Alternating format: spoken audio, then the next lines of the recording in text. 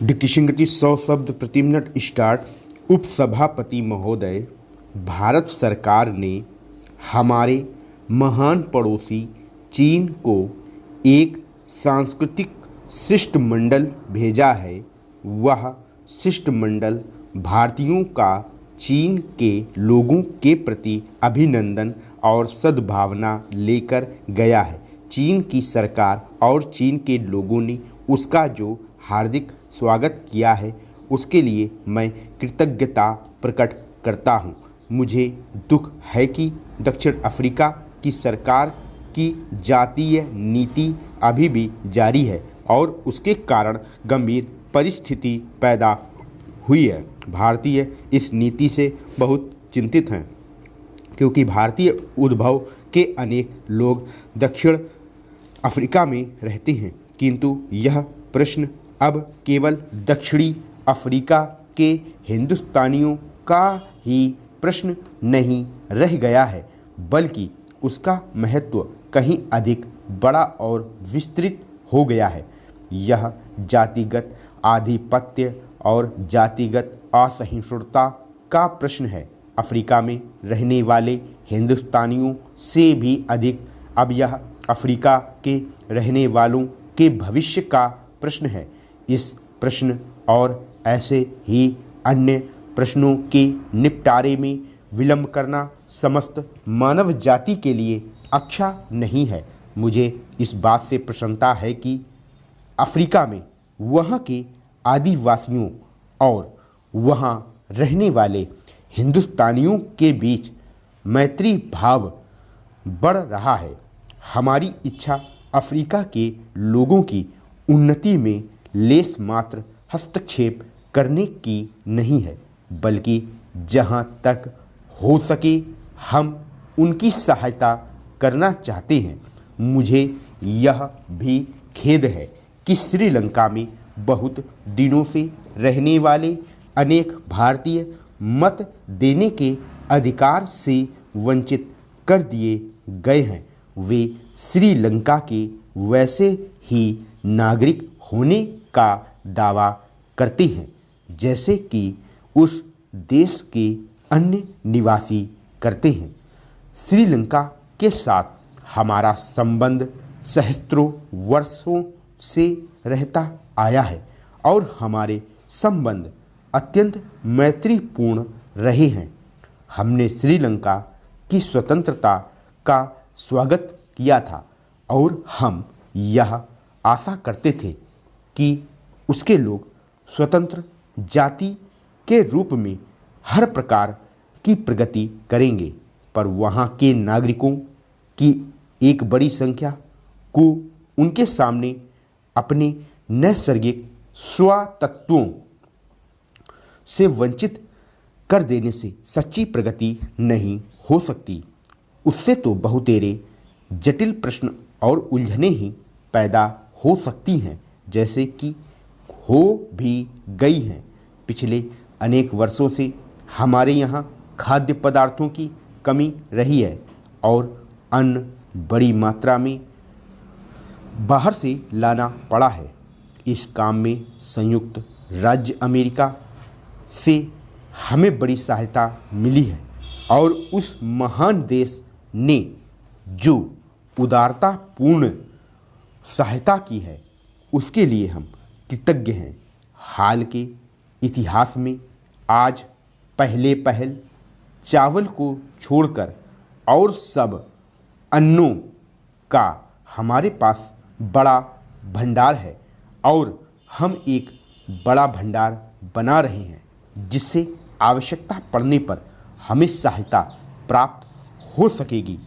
इस बात का तो हमें स्वागत करना चाहिए, किंतु देश के बड़े भागों में वर्षा न होने से यहाँ के लोगों के लिए कठिन समस्या पैदा हो गई है। लगातार 5 सालों तक रॉयल सीमा में अनावृष्टि का कष्ट सहना पड़ा है और वहाँ आज पानी की आवश्यकता है। उपसभापति महोदय, योजनाएं हाथ में ली गई हैं जिनके द्वारा लोगों को काम मिल रहा है और सस्ते गल्ले की दुकानें खोली गई हैं। जहां आवश्यक है वहां मुफ्त खाना भी दिया जा रहा है। विदेशों से आए हुए अन्न की कीमत अधिक होने के कारण अन्न का दाम चढ़ गया है। सरकार की ओर से घाटा सहते हुए सस्ता अन्न बेचकर जो सहायता की जाती थी उसे कम कर देने से भी कीमतों में बढ़ोतरी हुई है और जहां नाप तौल कर अन्न बांटा जाता था वहां लोगों का कष्ट कुछ बढ़ा है और कुछ असंतोष पैदा हुआ है। वस्तुओं के मूल्य में गिरावट आने से इसका प्रभाव कुछ कम हो गया है।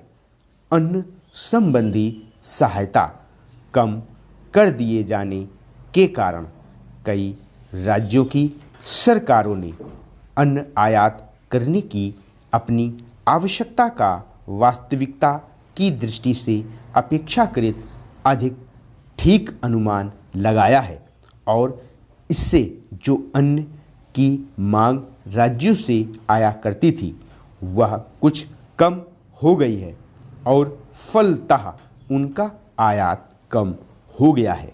यह आज की स्थिति में और आगे के लिए भी आवश्यक ही लाभदायक है।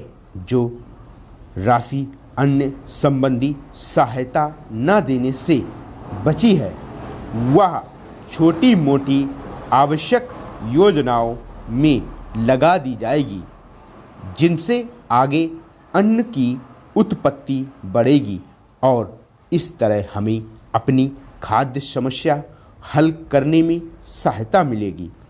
हमारी सरकार इन सब बातों पर बहुत ध्यान से विचार कर रही है। उसे तात्कालिक और भविष्य के लाभ को तुलनात्मक दृष्टि से देखना है।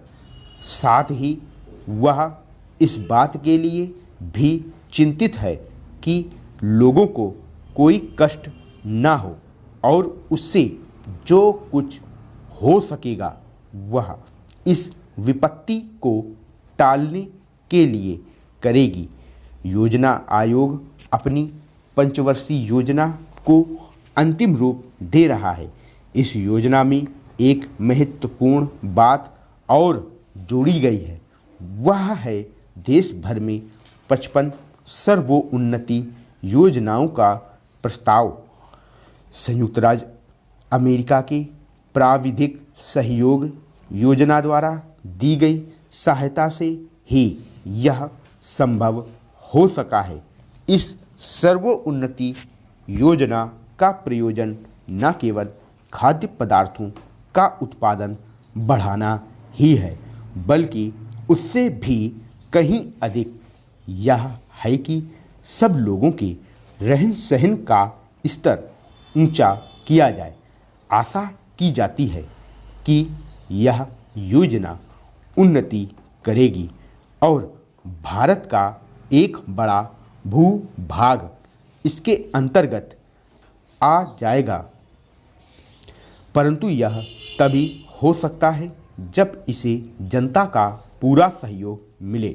मेरा हार्दिक विश्वास है कि इस बात में भी जैसे कि योजना आयोग के और दूसरे प्रस्तावों को पूरा करने में मिला है, जनता का पूरा सहयोग मिलेगा। कृषि द्वारा उत्पादन के मिले जुले कार्यक्रम में संतोषप्रद प्रगति हुई है। 1947-48 की तुलना में जब पटसन का उत्पादन 16 लाख गांठ था, 1951-52 में उत्पादन बढ़कर 46 लाख गांठ हो गया है। इन्हीं दिनों रुई का उत्पादन भी 24 लाख गांठ से बढ़कर 33 लाख गांठ हो गया है। यद्यपि कुछ प्रदेशों में सूखा पड़ जाने से इस बढ़ती से कोई लाभ नहीं पहुंचा है। स्टॉप।